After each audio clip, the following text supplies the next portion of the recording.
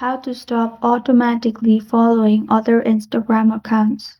Hi everyone, it's Sophia to assist you today without any delay. Let's jump right in. First, there is no option for automatically following Instagram account. Your Instagram may be logged in from other places. So go to your profile, click on three lines on top right corner of your screen, then insert search security checkup.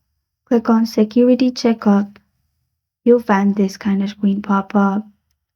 In here, you'll find four ways to secure your account. You can change password, check your email address, or add phone number and verify it, or add two-factor authentication. And this is how to stop automatically following other Instagram accounts. Thank you for joining me today. If this video helps you out, please leave a like and subscribe for more. Got a question or want to suggest a topic? Comment below. I'm Sophia signing off until next time.